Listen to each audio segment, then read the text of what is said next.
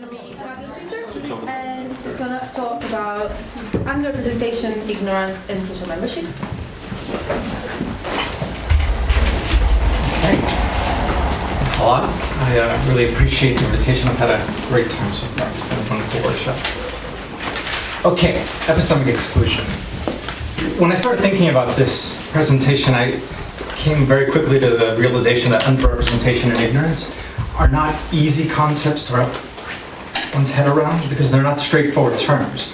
Right? In vernacular form, but also in technical form, they could mean millions of different things based on what questions are to be asked, what answers are going to satisfy. So really, there's no single way to address these, and it's very difficult to develop a nuanced, a sophisticated explanation. And I don't presume that my explanation is going to be either nuanced or sophisticated, but we'll see. I started thinking about how they're linked, if they're linked at all, and what we might be able to say about that link that has any kind of value or use, for that matter. So when I was looking at this, I did so from a perspective of feminist science and technology studies, so feminist STS and the sociology of knowledge, which are the two fields in which I work. Right? These are fields that look at both of these topics, but what I'm going to do is use feminist STS to think about underrepresentation and sociology of knowledge to think about ignorance, and then bring the two together. Right? I think that those two discussions and the two concepts are in fact different facets of one single phenomenon. And it's perhaps unsurprising that since I come from the social sciences, I think that link, the phenomenon, is a social one. In the very broadest of terms, feminist STS has documented it, has analyzed, explained, and it's posited solutions to inequities in scientific and technological vocations that hinge on gender and more recently sexuality. It was something that was motivated by discrepancies and then sought to address those discrepancies. And as is probably not a surprise to anybody in this room, women have been and continue to be a minority in these fields, despite the fact that there has been commendable progress in the last 50 years. This is still very much an issue. Okay. Again, in the very broadest of terms, the sociology of knowledge looks at knowledge and it looks at truth as collective goods, as social accomplishments, right? Its position is communitarian, which is the term that Martin Cush uses. All knowledge is an institution, a convention, right? It's by the social group, it exists only within that social group, and it reflects that social group and its particularities, right? It's something that's lived, it's contingent, it's multiple, and it's limited, right? The knowledgeable subject, and that's really the way that this gets addressed, is knowledgeability as opposed to knowledge, is someone that holds a valid or recognized membership in a particular epistemic collective, right? Ignorance, I think, can be addressed as a kindred type of social status. That's what I'm going to try to talk about in the second part of this. So, underrepresentation studied by feminist STS. Ignorance studied by the sociology of knowledge. The link here is social inclusion and social exclusion. That's what we're talking about. And I'm going to substantiate this using empirical material from feminist STS and then some theoretical material from sociology of knowledge. What I'm trying to do, most basically, is to show the link between knowing and belonging. Okay. Since its very inception, feminist STS has been looking at inequities and discrepancies in membership of scientific and technological collectives. It's the motor that's really driven this field, right? Women are underrepresented in science and technology. Why? What can we say about it? What can we do about it, right? At a time when the sociological lens was turning its attention to science, feminist studies played a major role in developing our understanding of science and technology from a social scientific perspective. And incidentally, it's a role and a contribution that's not recognized. It tends to be completely overlooked. Okay, so as a very first step in thinking about underrepresentation in the way that we tend to think about it in the social sciences, it's worth looking at some statistics. I'm not a quantitative researcher. I don't really like quantitative research all that much. but it's a good starting point before we turn to some qualitative observations. So these are some numbers that are taken from a 2010 report by the American Association of University Women. It's a great report, covers a lot of different areas of this. It's worth looking at. Okay, so here are some numbers from the United States. Bachelor's degrees earned in science and technology by women range from 59.8% in the biological sciences, not too bad, to 19.5% in engineering, quite bad. Doctoral degrees, again, they range from 47.9% in the biological sciences, so not the drop-off, to 16.6%, and in this case, physics is the lowest one. Terrible number, again. Tenured positions range from 22.2%, again in the biological sciences, again not the drop-off, and 7.2%, again in engineering, which is just abysmal, really. What's the point of these numbers? Again, underrepresentation hasn't gone anywhere. This is very much still a problem. I'd be thrilled if those kinds of statements were ones that I didn't have to say because they were so obvious, and in this room, they most likely are that obvious. But sadly, this is just information that is overlooked or ignored depending on where you are. Okay. Feminist STS has documented these inequities. It's tried to explain them. It's looked at a number of different phenomena involved here and that are explanatory of these. I'm going to look at 4 because I think that they really get at the issue of membership in the collective. So the 4 are presuppositions, appraisal, authenticity, and comfort, and I'll explain specifically what those mean. These all have to do with the subject's place in the collective. And they have to do with the way that the subject becomes subjectified in the Foucauldian sense of it, establishes a particular kind of subject.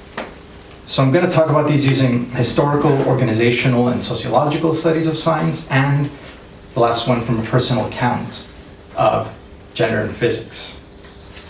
So first, presuppositions. Presuppositions broadly refer to conceptions about such things as innate ability, vocational fit, conceptions that are often presumed, perhaps most often presumed, to be inherent, that they reflect some kind of disposition of the human being, not the subject, not the person, but the human being, right? And perhaps the most insidious one of these, the one that just never seems to die, has to do with rationality, this association between rationality and masculinity. So, this is something that's been around for a very long time. The literature tends to focus on the birth of institutions like the Royal Society because this is really the moment that what we consider to be modern Western science is really coming into being. So here are some quotations from a book called Science and Sexual Oppression, which is a great book, which I recommend to everybody here. First, methodical, rational, experimental inquiry, unhindered by prejudice, wild speculation, and emotional outbursts, was considered the only path to success in natural philosophy. That's woven right into the identity of the Royal Society at its inception. Second, women were considered to be less rational than men. They were also perceived as more emotional than men, more subject to passions, indeed as being more hysterical than men. In other words, doing science is systematic following of methodological tracks that are laid down by rationality. And at the same time, women are being portrayed as people who are incapable of running on those tracks to begin with. So of course, women don't belong in science. It's not even that they don't belong in science, that they can't do science. So why would they even think about belonging, right?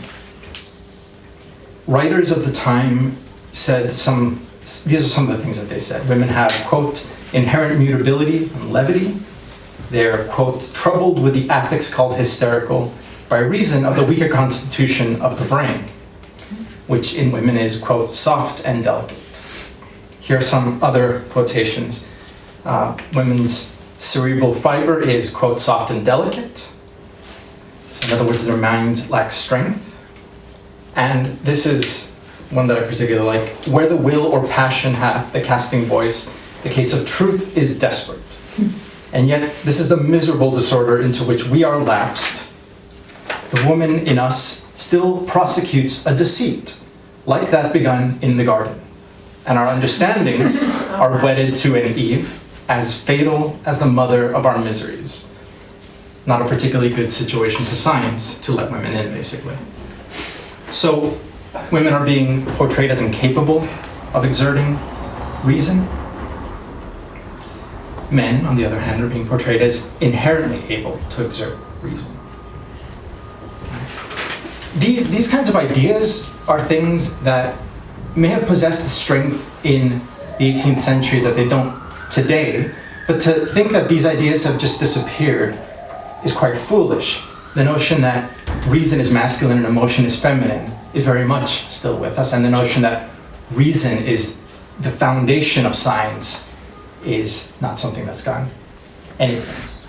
Right? These kinds of suppositions, and there are countless others, lead to a skepticism about women's potential as members of any kind of scientific or technological vocation. Right? And membership, remember, is what we're talking about here. Well, whoops, I guess I had put them up there. Appraisal. Okay, appraisal. Appraisal refers to the manner in which potential practitioners of science and technology are judged, how active practitioners are assessed, and how their products, say a technological artifact or a piece of knowledge, are valued. Right? Now, we've already touched on this in a sense, insofar as presuppositions have everything to do with how potential practitioners are evaluated, but there are all sorts of other things at play here. Right? Once active as practitioners, men and women face very different systems of appraisal. Right? Again, hinging on ideas about capacity and inherent capacity, which is the crucial issue here. So, these are quotations from a book by Margaret Rossiter on women scientists in the United States. Women are not only less widely known than their colleagues that are men, but even when their work is known, it is generally less highly regarded. When compared to men from the same department, women are less well known, chiefly because of their lower rank. Okay, so women receive less recognition, their work is appraised more negatively, and this has been confirmed by studies that have people evaluate the exact same piece of writing with different names, the same grant application with different names, and yeah, there's disparate judgments, right? So this negative judgment is going to affect things like publications, grants, promotions, precisely the kinds of things that are going to give women scientists a higher standing, more recognition. So this is a pattern that feeds itself, right? Now, this notion, and it's one that continues, that there are inherent capacities and dispositions that tell us about somebody's ability to be a part of one of these fields, and the notion that there are neutral, objective indicators of academic excellence, right? These are the types of things that get mobilized during job interviews, during grant reviews, right? They construct an understanding of quality that ultimately disadvantages women despite this notion that it's objective. So, allegedly neutral and objective indicators of excellence are invested with considerable symbolic and material power, and they are often seen as unproblematic and self-explanatory. So things that are in fact laden through with gender politics are at the same time viewed as completely unproblematic. Of course they're neutral, of course they're objective. Things like quantity of publications, right? Something that's presumably objective, unproblematic. We're just talking about a number, right? But of course, this fails to account for routine phenomena, normal occurrences, things like parental leaves, right? And responsibilities, both of which affect women more than men because of systematic organization and of course because of some biological realities, right? Ultimately, the result here is that women are presumed to be less worthy than men in every respect, even if that's not being recognized explicitly. Okay. There's another interesting thing here, interesting but depressing, is that positive appraisals don't come without a cost. So it's not just the fact that women are evaluated more negatively, it's that once they're evaluated positively, they pay a price for it. Right? There have been recent studies about performance and likability. Right? Women evaluated positively are basically liked less by fellow practitioners, including fellow women practitioners. So the same report from the American Association of University Women summarizes the point nicely. In the absence of clear performance information, individuals view women in male-typed occupations as less competent than men.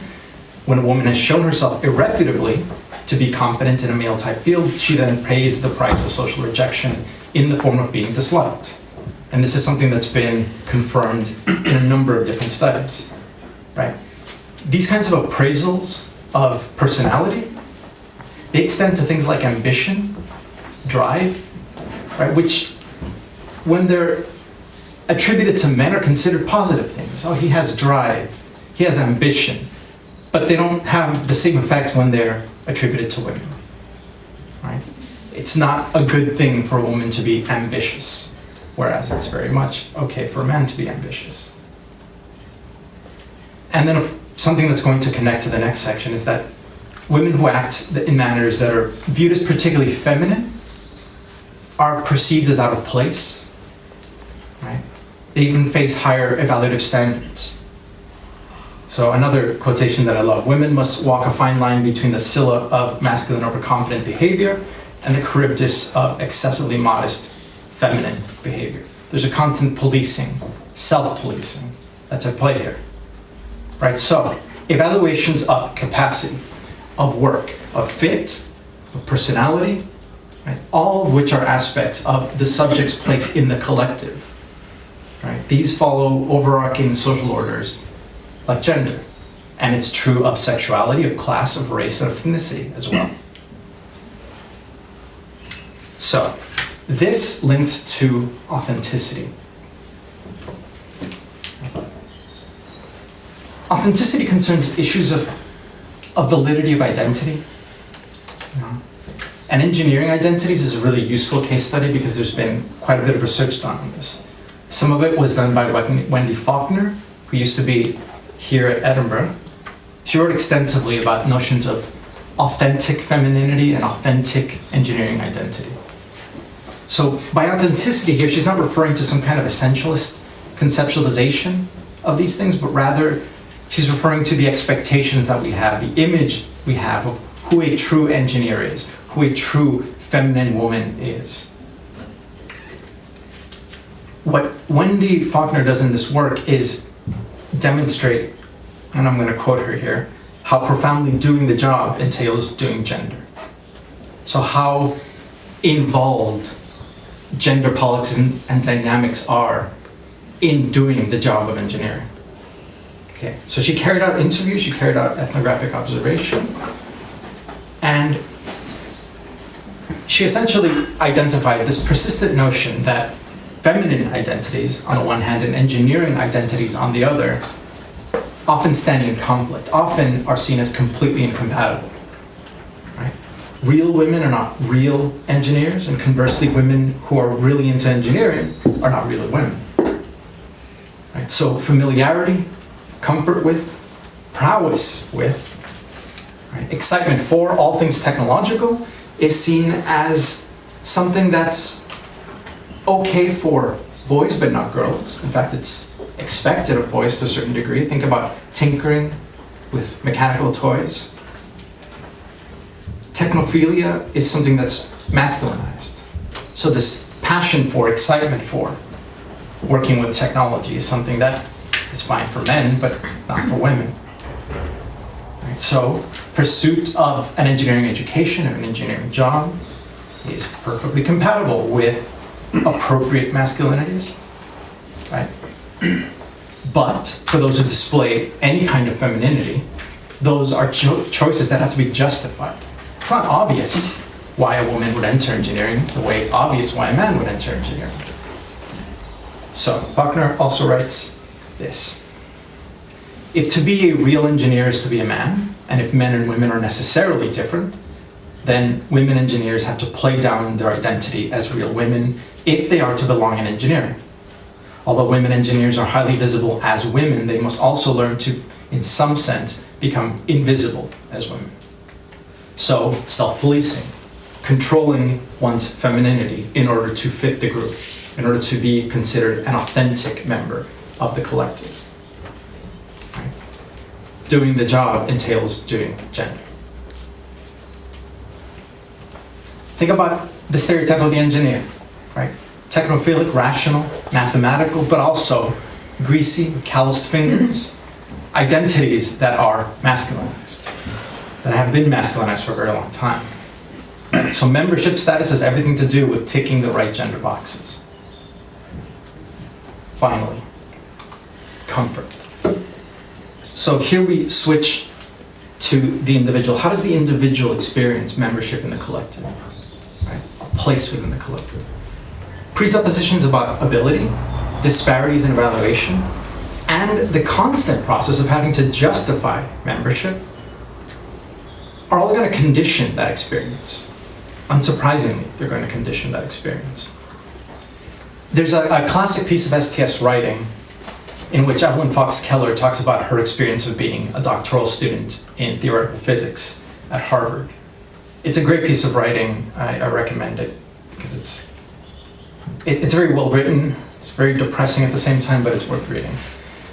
So, she entered Harvard seeking to study theoretical physics, right? And very quickly she found out that the collective had expectations that rested on presuppositions of inability, right? Sometimes I was queried about my peculiar ambition to be a theoretical physicist. Didn't I know that no woman at Harvard had ever so succeeded? When would I too despair, fail, or go elsewhere? The possibility that I might succeed seemed to be a source of titillation. So the fact that she was confident that she was going to be able to do this was a joke. It was a source of humor for everybody else in the department. And by everybody else, I mean a population that's overwhelmingly men. Right? Fellow students, instructors, all perceived her as somebody who was headed for failure. It was predetermined. Of course this was going to happen because she's a woman.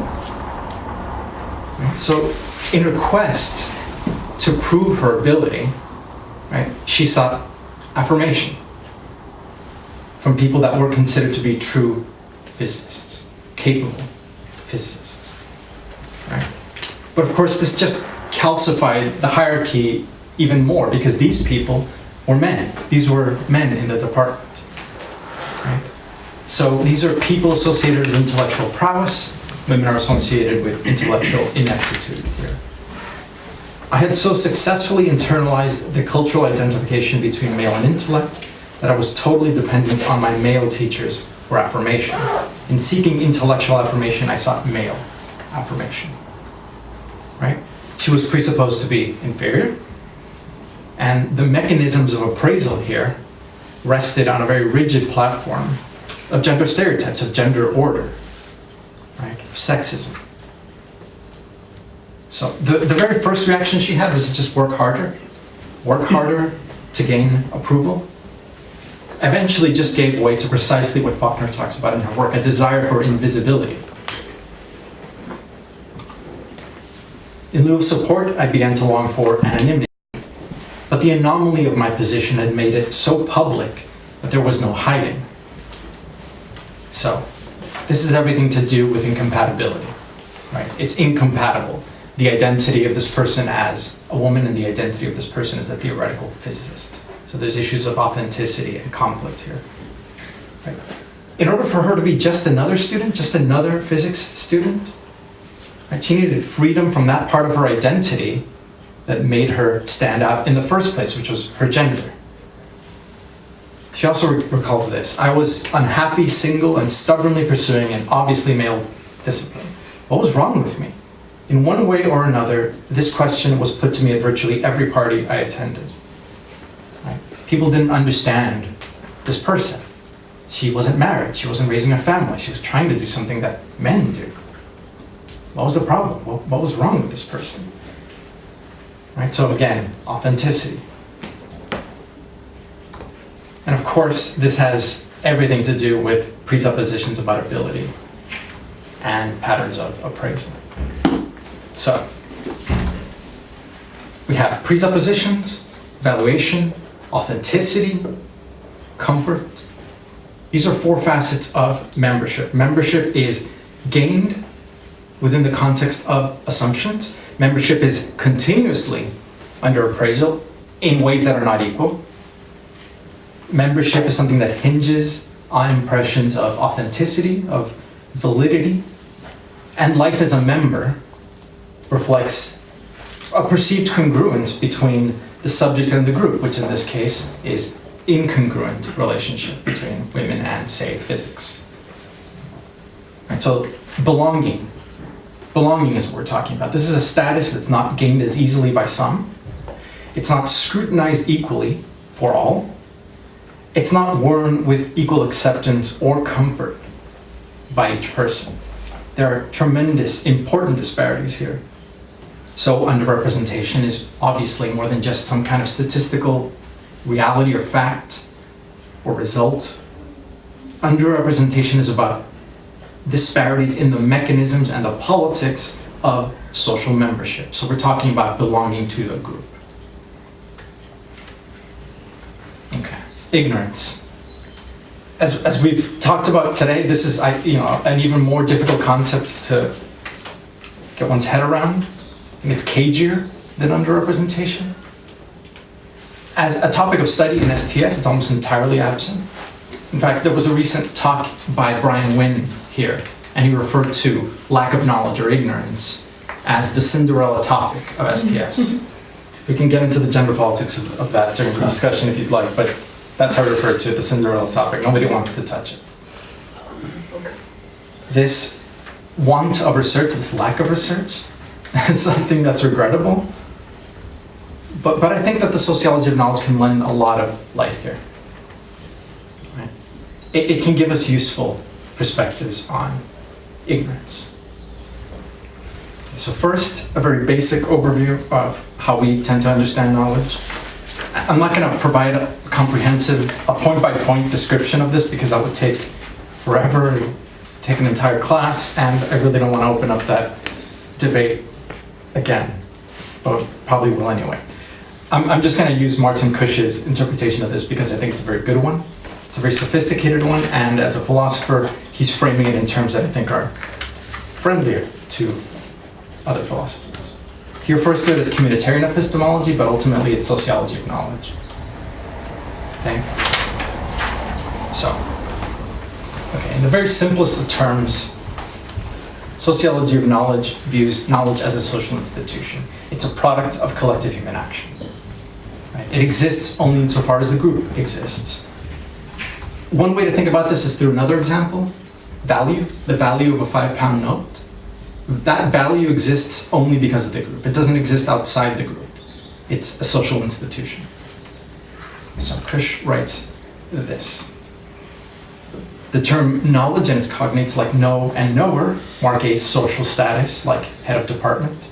It follows from this idea that the existence of knowledge is dependent upon the existence of communities. Social statuses exist only insofar as there are communities that constitute, impose, or grant these statuses. And grant is going to be important here. And so knowledge claims are things to which members of a collective subscribe. They champion them. They structure their behavior according to them. Right? They gain and they sustain shared schemes of intelligibility this way. It's how we organize ourselves in a very complex world. Right? And most importantly for us, to speak of knowledge is to speak of the collective, is to speak about a group. Right? You can't talk about knowledge without talking about the we.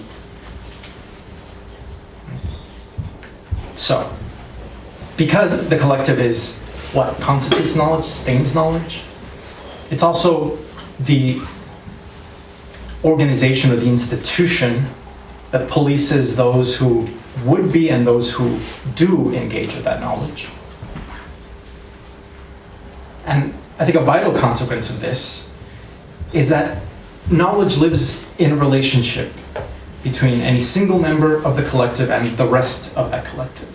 So it's fundamentally an interpersonal thing, but it's also interpersonal in the sense of the individual and the entirety of the group.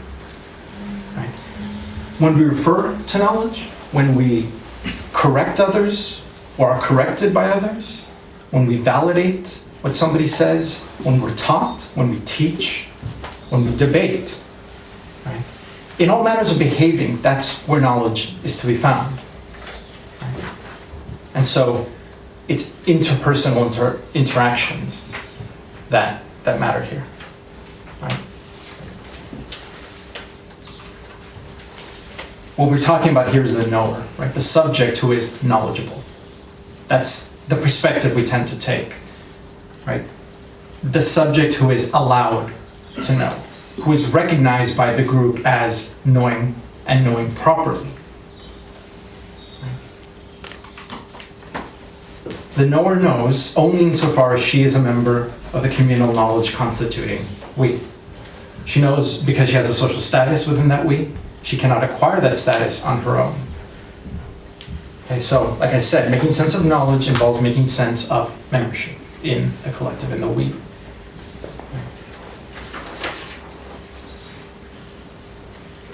I can only know, the only way that I can know is if others engage with me as somebody who does know. That's what knowledge is, it's a status. Because they accept me as sharing that knowledge, as sharing in all of the collective phenomena that enable and sustain that knowledge. Right? So this has to do with mutual susceptibility to things like sanctioning, correction, but also teaching. Right? The point here is that the knower cannot possibly acquire the status of knowledgeable by herself or himself. To be a knower is to be an accepted member of a group of knowers. So, being a knower is about being a member, right? And being a member involves becoming a member and living as a member. So in other words, being a member is all about satisfying and subscribing to a social and political structure, a structure of this particular group that we're talking about. Like every social collective, the epistemic collective, there we go, is a way of ordering people in some way. It is to say who is more or less competent in defending the communal belief, whose views matter more or less than others, who has discretion over whether the belief should be changed or modified, and so on. To know is to belong. To belong is to exist within a constellation of social orders. Right? So membership is not a uniform condition, because even once somebody's made it into the group, there are rankings and hierarchies and dynamics that are political. Right? So some memberships are seen as self-evidently valid, of course. Others demand justification, and some demand even greater justification. So, entering the collective, navigating the collective, these are experiences that are molded by social orders, like gender, sexuality, class, ethnicity, race. Right? This is, I suppose, the most basic way in which knowledge is something that's political, at least from our perspective. Right? Because all of this hinges on hierarchies, political, social hierarchies. So, can't possibly make sense of knowledge without making sense of social phenomena. And the one that we really care about here, at least I think it matters most here, is membership, belonging in that collective. Okay. So, at this point I've talked about the knower, to know, to be knowledgeable. But of course, what we're trying to get at here is ignorance or ignorance, right? They're not the same thing, but I do think that there's ways to link these. To think about ignorance in the same way that we think about knowing. And as with knowledge, I think that the best way to think about ignorance is through the adjective form, ignorant, right? And I think ignorant can in turn be translated into unknowledgeable. That's not a perfect translation. I don't think they're synonymous. For the most part, it's a heuristic. It's a tool that I'm using to think about this. Then again, I sat down with the OED and looked at a bunch of different definitions, and this kept coming up, so I guess at least as far as the OED goes, there's a link between these two words. The ignorant person tends to be understood as somebody who is destitute of knowledge, unfamiliar with a particular body of knowledge, evaluated as being somebody who lacks knowledge, doesn't have knowledge. But as I say, this translation is primarily a heuristic here. But what I'm trying to say is that unknowledgeability, like knowledgeability, is a social status. Right? This hinges on membership. That membership, that social status, is that it's one that's imposed by means of inclusion and exclusion to particular epistemic communities. Right? So not to know is not to belong.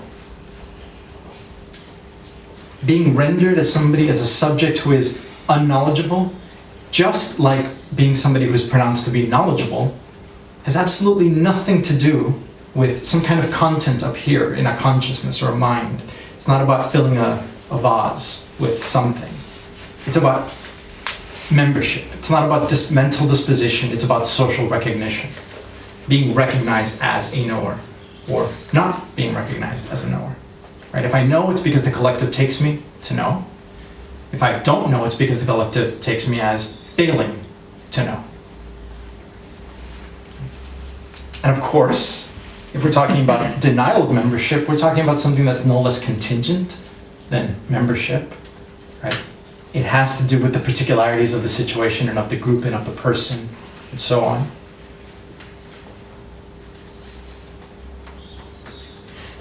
If we state this as simply as possible, ignorance is a collective good. I said that knowledge is a collective good. It's a social accomplishment. Ignorance is a collective good. It's a social accomplishment. It's by the group. So I think here is where we start seeing this link. Right? The link between underrepresentation and ignorance. Right? Underrepresentation reflects patterns of membership, dynamics of membership. Right? So the statistics reflect a panoply of social phenomena that have to do with this. When it comes to knowledge and ignorance, knowledgeability, unknowledgeability, these are social statuses, and social statuses hinge on membership. So again, the membership in the collective. So, unsurprisingly, somebody coming from STS, this link is a social link. This is about groups. Right? So the crucial question here, I think, the way to perhaps reframe this, is this: who gets to be a knower? Who is given that permission, that status, that standing? You know, who commands authority to accept, to recognize, to entitle, to gather support for others, for particular knowledge claims? Right? A subject like Fox Keller possesses almost negligible membership in her experience, right? Unlike her instructors, of course, right? Those from whom she's seeking validation. So it's a constant struggle to be a member, and even when she is given some kind of membership, it's almost insignificant. Right? An engineer whose authenticity as a woman and authenticity as a professional are continuously in conflict. Right? They're continuously under surveillance, is having to negotiate memberships in two different collectives, and those memberships stand in conflict. And someone that's being appraised along gendered lines faces membership hurdles that aren't there for other people in that collective, right? Subjects of a different gender, for example. Right? Not all knowledgeables enjoy equal membership. Right? Acceptance, recognition, entitlement, and support are withheld, or they're accorded cheaply to those who are accorded subordinate positions in the group. Right? So it has to do with social and political structures. Those with more marginal memberships are also marginalized from higher rankings in those structures, so the positions that command power to marginalize others, to determine what constitutes true membership or valid knowledge, So in other words, you have a situation in which social and political structures in these epistemic collectives are reinforcing themselves. Patterns of presuppositions, evaluation, of authenticity, comfort, to name just a few. These are things that persist because the structures persisted. And importantly, they persist without any kind of clear recognition. A lot of this is not blatant sexism that exists. It'd be ridiculous to suggest it doesn't, but so much of this is under the surface that it's hard to point to and say this is a problem that needs to be solved. So long as the dynamics of underrepresentation persist, you're going to have the same dynamics of unknowledgeability, because the people that have the most influence over that status are the ones that are most represented. So, in other words, addressing these two things is not just a matter of numbers, which is the gut reaction that people tend to have. It's a matter of how people become knowers, members, along these gendered lines.